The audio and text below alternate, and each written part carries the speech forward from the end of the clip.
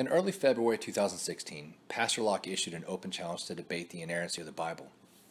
Upon seeing the challenge, I immediately emailed the address that Locke provided in the video in an attempt to set up a one-on-one exchange between him and me.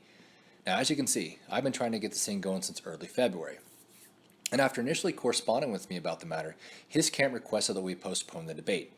The funny thing is, this request for postponement coincided almost perfectly with his debate with David Smalley of the Dogma Debate radio podcast. In a nutshell, Pastor Locke went toe-to-toe with Mr. Smalley, and he seemed to struggle quite a bit. Now, some may disagree with this assessment, but if you want to hear the exchange, simply conduct a search for Dogma Debate episode 225, entitled Pastor Challenges Atheist, David Smalley Accepts. Now, it's important to note this exchange occurred over the phone, and the reason that I note this will be evident later. Nonetheless, immediately following this exchange with David Smalley, Locke's camp requested that we delay our debate, and then they broke contact with me and utterly avoided my multiple attempts at correspondence for a period of over 3 months. The Pastor Locke camp finally broke its silence via Twitter after I pleaded with them to respond to my multiple requests. In his reply, he tweeted, quote, "A phone call is not a public debate. Get a legitimate platform and I'll accommodate. I want actual people in the room," end quote. Now, this is a peculiar stance for Pastor Locke to assume. For starters, I never proposed that we debate via phone call, as he implied. This much is demonstrated in my emails. But even if I were proposing a debate via phone, I've explicitly stated that I want to upload our entire exchange unedited for the whole world to hear.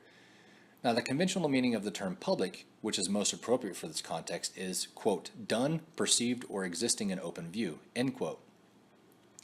Considering that I intend to post our exchange in its unedited entirety for the whole world to hear, isn't his reported desire for a public debate being accommodated? I mean, if he wants our debate to go public, even a phone call would suffice, right?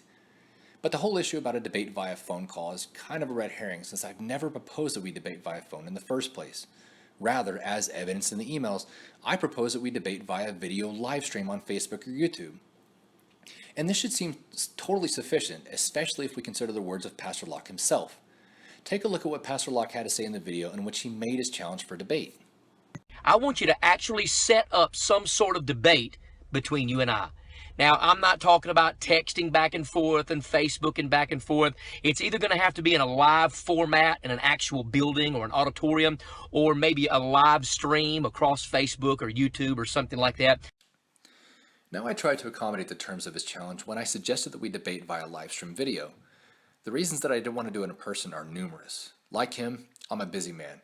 I have deadlines, and debating via live stream seems to accomplish the exact same objectives of debating in person without requiring the negotiation of so many obstacles, such as long-distance travel, costs, arranging for lodging, renting a public auditorium, ensuring that people show up, etc.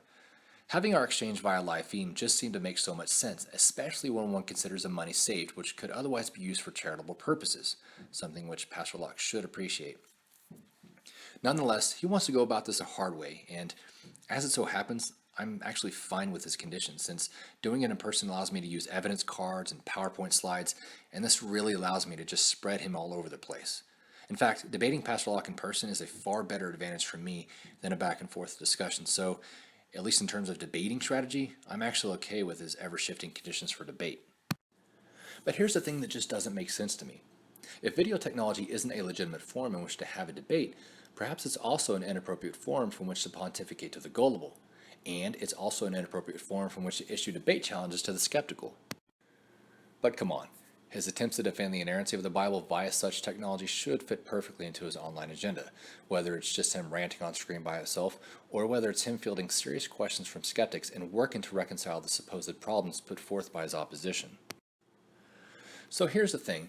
If Pastor Locke sincerely believes that using video technology to argue for or against certain biblical propositions isn't worth his time, then I invite him to abandon his entire online presence, since that's exactly what he's doing.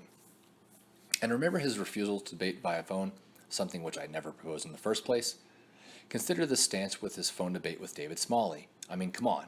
His actions could hardly be any more out of sync with what he says.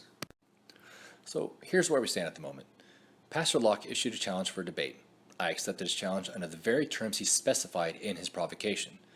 A few weeks later, immediately after faltering in his debate with David Smalley, his camp requested a postponement of the debate and then broke contact, utterly failing to respond to multiple emails and phone calls over a 3-month period until finally responding via Twitter, only to do an about-face on his original terms for debate and running counter to his own debate actions of debating Smalley via telephone. And after all that, all I can say is, I accept. So let's get this show on the road. That is, assuming Pastor Locke commits to the new terms upon which we've agreed, which means he'll have to actually respond a time or two in order to actually get this thing going. So here's where you come in.